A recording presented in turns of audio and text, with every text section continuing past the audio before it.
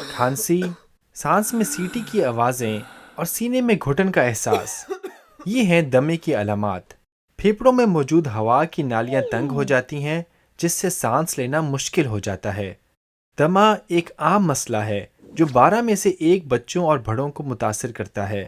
دمے کی علامات آتی اور جاتی رہتی ہیں اور ان کی شدت عمر، موسم اور ماحول کے ساتھ بدلتی رہتی ہے۔ دمے کی وجہ سے روزمرہ کی زندگی، کام اور اسکول کی پرفارمنس بھی متاثر ہو سکتی ہے۔ دمے سے متاثر لوگوں کو اور ان کے گھر والوں کے لیے یہ جاننا ضروری ہے کہ دمہ کیا ہے اور یہ سانس کو کس طرح متاثر کرتا ہے۔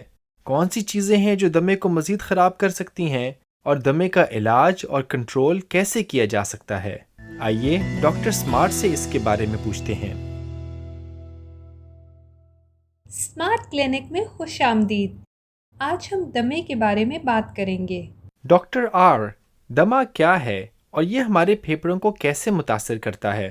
دمہ کو سمجھنے کے لیے آئیے پہلے بات کرتے ہیں کہ ہمارے پھیپھڑے کیسے کام کرتے ہیں۔ جب ہم سانس لیتے ہیں تو ہوا ہمارے پھیپھڑوں میں سانس کی نالی کے ذریعے داخل ہوتی ہے۔ یہ نالی 2 حصوں میں تقسیم ہو کر پھیپھڑے سے جڑ جاتی ہے اور پھر درخت کی شاخوں کی طرح تقسیم ہوتی رہتی ہے۔ جب ہوا ان میں سے گزرتی ہے تو ان کا کام دھول کے ذرات اور جراثیم سے چھٹکارا حاصل کر کے ہوا کو صاف کرنا ہے۔ خصوصی حفاظتی خلیے برونکیولز میں رہتے ہیں۔ وہ کسی بھی پریشانی پیدا کرنے والے کو تلاش کرتے ہیں اور انہیں آگے جانے سے روکتے ہیں۔ نالیوں کی دیواروں میں چھوٹے پٹھے ہوتے ہیں۔ یہ پٹھے سکڑ اور پھیل کر ہمارے پھیپھڑوں کے اندر اور باہر جانے والی ہوا کی مقدار کو کنٹرول کر سکتے ہیں۔ ان نالیوں کے آخر میں ہوا کی چھوٹی تھیلیاں اور خون کی نالیاں ہوتی ہیں۔ لاکھوں ہوا کی تھیلیاں مل کر خون سے کاربن ڈائی آکسائیڈ کو نکالنے اور تازہ آکسیجن دینے کا کام کرتی ہیں۔ یہ آکسیجن اب باقی جسم تک پہنچائی جاتی ہے۔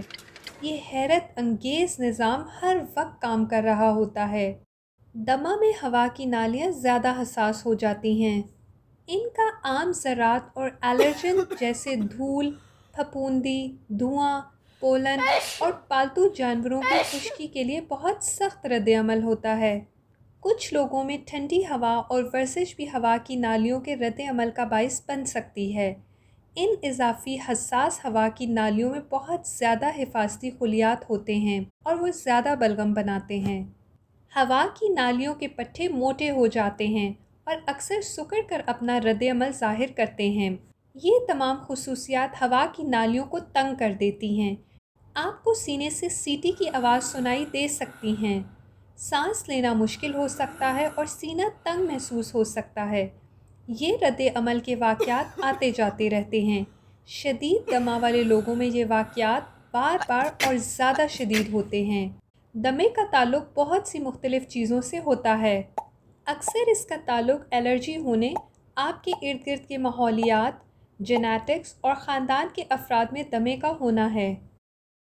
ڈاکٹر آر، دمے کی علامات کیا ہیں اور اس کی تشخیص کیسے کی جاتی ہے؟ سب سے عام علامات سینے سے سیٹی کی آواز، کھانسی، سانس لینے میں دشواری اور سینے کی جکڑن ہے۔ علامات ہلکی یا شدید ہو سکتی ہیں۔ اکثر علامات رات کے وقت بدتر ہوتی ہیں۔ علامات مختلف موسموں یا موسم کی تبدیلیوں کے لحاظ سے مختلف ہو سکتی ہیں، جیسے بہار میں جب ہوا میں زیادہ پولن ہوتے ہیں یا سردیوں میں جب ہوا سرد اور خشک ہوتی ہے۔ اسی طرح ارد گرد کے ماحول کا بھی اثر ہوتا ہے۔ ہمارے گھروں کے اندر دھول کے ذرات کا زیادہ خطرہ ہوتا ہے، جو قالینوں، پردوں اور بستروں پر چپک جاتے ہیں۔ گھر کی نم جگہوں پر پھپھوندی ہو سکتی ہے۔ جانوروں کے گرے ہوئے بال اور خشکی، کاکروچ کا فضلہ یا تمباکو نوشی کچھ لوگوں میں الرجی کا باعث ہو سکتی ہے۔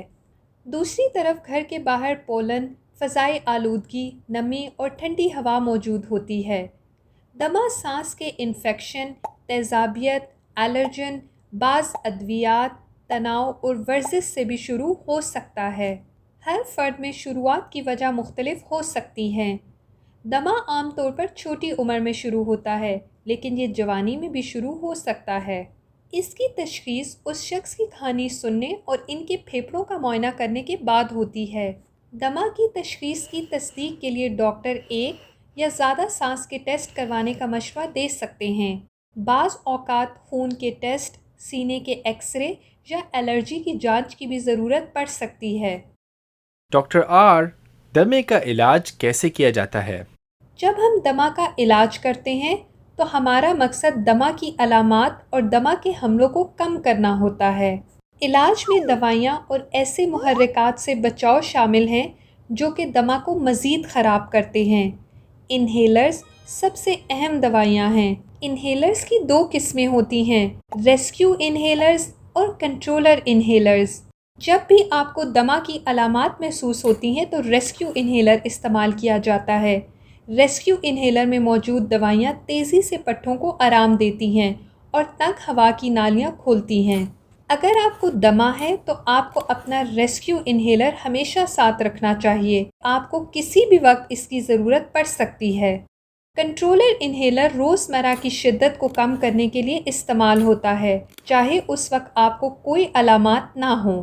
کنٹرولر انہیلر میں دوا ہوا کی نالیوں میں سوجن اور سوزش سے چھٹکارا حاصل کرنے میں مدد کرتی ہے۔ انہیلر کو درست طریقے سے استعمال کرنا بہت ضروری ہے تاکہ دوا پھیپھڑوں کے اندر گہرائی تک پہنچ سکے۔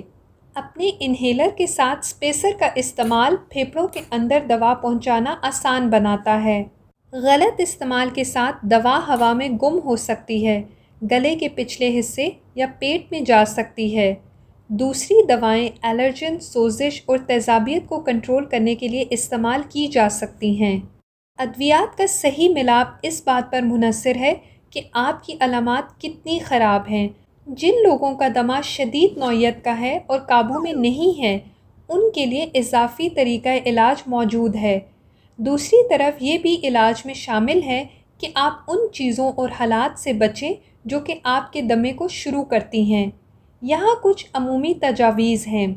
اپنے گھر کو صاف رکھیں۔ اگر ممکن ہو تو گھر میں قالین اور موٹے پردوں سے پرہیز کریں کیونکہ وہ دھول کے ذرات، کاکروچ کے فضلے اور الرجن کو چھپاتے ہیں۔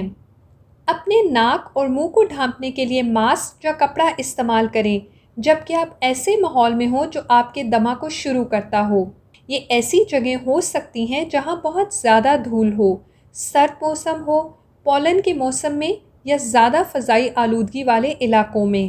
اگر آپ سگریٹ نوشی کرتے ہیں تو سگریٹ نوشی چھوڑ دیں، یہ دمہ پر قابو پانے میں بہت مددگار ثابت ہوگا۔ سگریٹ نوشی کرتے ہوئے لوگوں کے قریب جانے سے بھی گریز کریں۔ گھر کے دیگر افراد کو بھی سگریٹ نوشی ترک کرنی چاہیے یا کم از کم گھر کے اندر سگریٹ نوشی کرنے سے گریز کریں۔ پولن، مٹی کے ذرات، پھپھوندی اور دیگر الرجن کو کم کرنے کے لیے ایئر کنڈیشنر یا ایئر فلٹر کا استعمال کریں۔ اگر آپ کو بلی یا کتے کی خشکی سے الرجی ہے تو پھر ان پالتو جانوروں کو رکھنے سے گریز کریں۔ اگر آپ کے پاس کوئی پالتو جانور ہے تو یقینی بنائیں کہ باقاعدگی سے دیکھ بھال اور صفائی کی جاتی ہے۔ ہائپو الرجینک تکیے اور بستر آپ کے لیے مددگار ثابت ہو سکتے ہیں۔ آخر میں اہم بات یہ کہ آپ کو دمہ کے حملوں کے دوران اپنا عملی منصوبہ ضرور معلوم ہونا چاہیے۔ حملے کے دوران علامات بہت خراب ہو جاتی ہیں اور آپ کو اپنا ریسکیو انہیلر بار بار استعمال کرنے کی ضرورت ہوتی ہے۔ یہ حملے ہلکے، درمیانے اور شدید نوعیت کے ہوتے ہیں۔ آپ کے دمے کا عملی منصوبہ آپ کی رہنمائی کرے گا کہ آپ کی علامات کی نگرانی کیسے کی جائے، کون سی اضافی دوائیاں لینی ہیں اور کب ہسپتال جانا ہے۔ یاد رکھیں، اپنے دمہ کی اچھی سمجھ کے ساتھ آپ بہتر کنٹرول حاصل کر سکتے ہیں۔ ان معلومات کو دوسروں کے ساتھ بانٹیں، صحت مند رہیں اور دوسروں کو بھی صحت مند رہنے میں مدد کریں۔ کیا آپ جانتے ہیں کہ ہمارے پھیپھڑوں میں بہت سی ہوا کی نالیاں ہیں؟ اگر ہم ان تمام چھوٹی چھوٹی ہوا کی نالیوں کو ایک لمبی قطار میں رکھیں تو یہ 2000 کلومیٹر سے زیادہ کا فاصلہ طے ہو جاتا ہے، یعنی کہ یہ سہارا ڈیزرٹ کی برابر ہو جاتی ہیں جو دنیا کا سب سے بڑا صحرا ہے۔ یہ کتنی حیرت انگیز بات ہے۔ آئیے ہم اپنے زبردست پھیپھڑوں کا خیال رکھیں، صاف ہوا لیں اور اس کے لیے شکر گزار ہوں۔